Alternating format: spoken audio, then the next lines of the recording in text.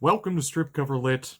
I'm Dalton Gentry. And it's Friday, so we are here for the 5th episode of I think it's a 50 billion part series. I can't remember the exact numbers, but it's going to be a semester's worth series on How to Read Literature Like a Professor by Thomas C. Foster.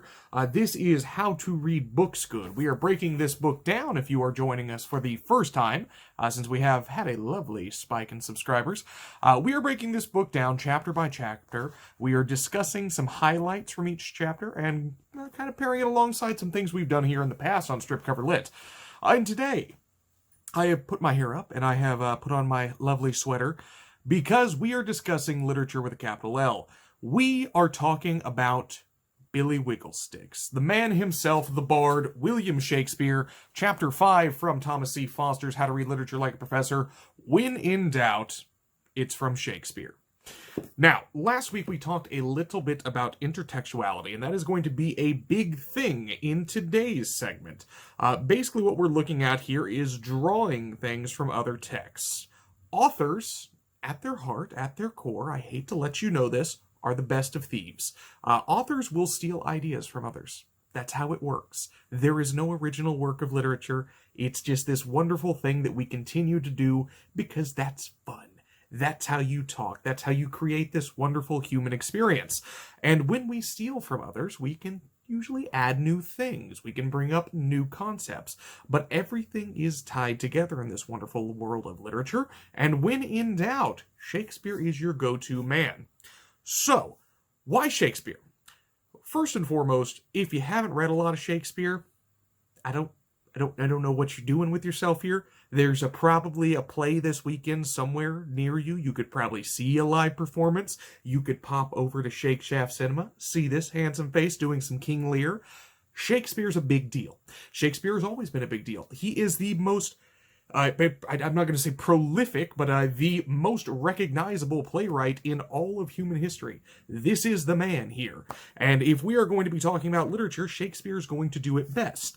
If I may, from Thomas C. Foster here, I'm just going to rattle off a handful of phrases here, because I'm sure you may have heard them once or twice before. To thine own self be true. If you're a Reba McEntire fan, I apologize. All the world's a stage, and all the men and women are merely players. What's in a name? That which we call a rose by any other name would smell as sweet. What a rogue and peasant slave am I.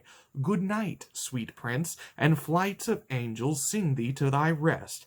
Get thee to a nunnery, which for some reason I yell at my dog all the time. I don't know why, but it makes me happy. Who steals my purse steals trash. Life's a tale told by an idiot, full of sound and fury, signifying nothing. The better part of valor is discretion. Exit, pursued by a bear. Doesn't get better than that. A horse, my kingdom for a horse. We few, we happy few, we band of brothers. Double, double, toil and trouble, fire burn and cauldron bubble. By the pricking of my thumbs, something wicked this way comes. If you like the Harry Potter movie, you've heard it. The quality of mercy is not strained. It droppeth as the gentle rain from heaven. O brave new world. That has such people in it. Oh, at least I forget. Thomas C. Foster, to be or not to be? That is the question. Believe it or not, I'm going to assume, regardless of your readership, you've probably heard one, two, most of those quotes before. That's because, when in doubt, it is Shakespeare.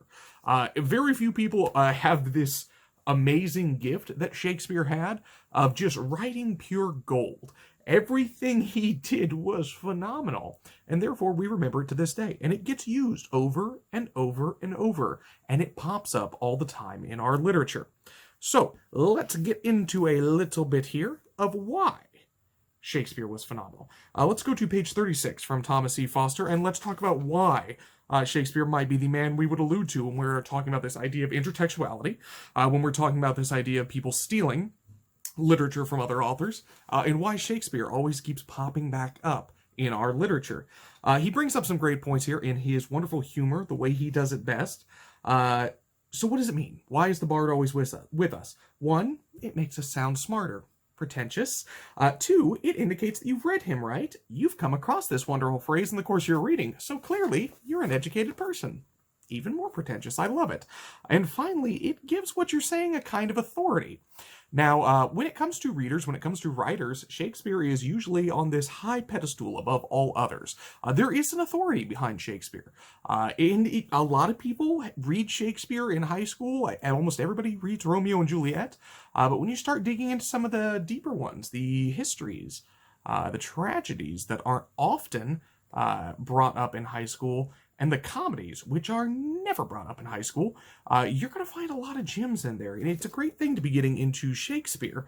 But what we're looking at here is a sense of authority.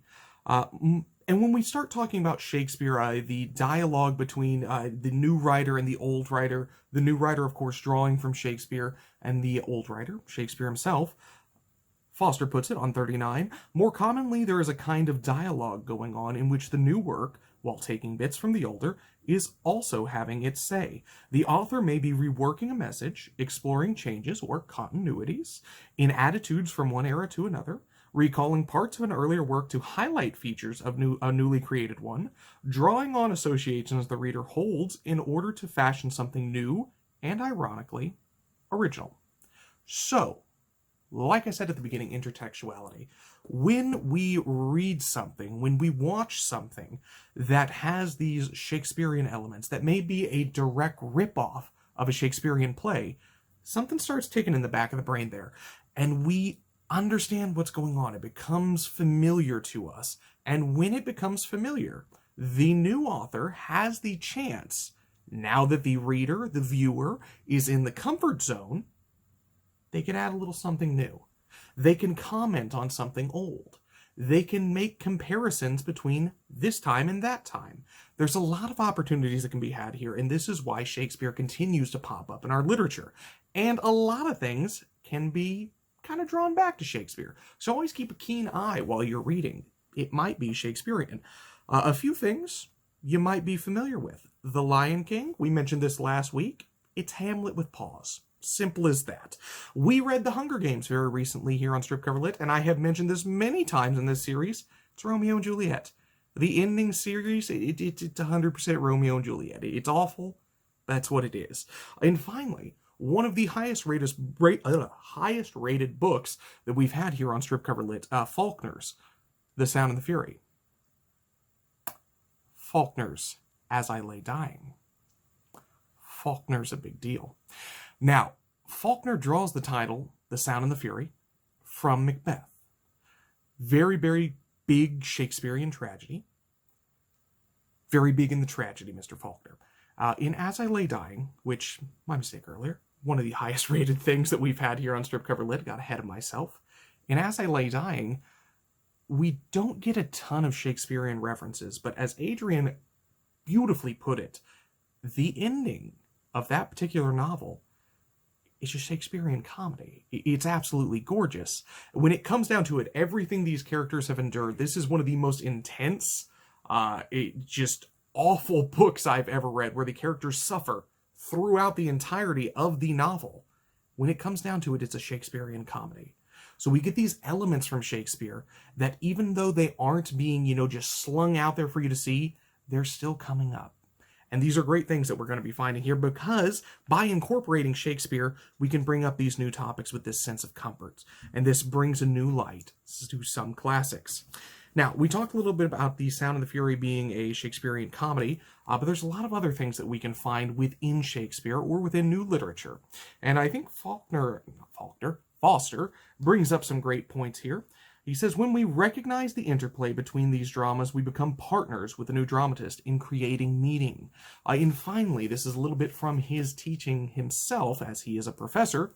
I often tell my students that reading is an activity of the imagination, and the imagination in question is not the writers alone. Moreover, our understanding of both works becomes richer and deeper as we hear this dialogue playing out.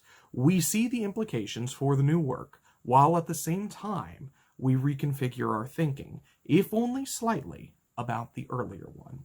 That is a gorgeous explanation about what's going on here. I wish I could say it better myself, but I'm going to leave it at that, from page 41 of How to Read Literature Like a Professor. And finally, we're left with this, from Foster himself. If you're reading a work and something sounds too good to be true, you know where it's from.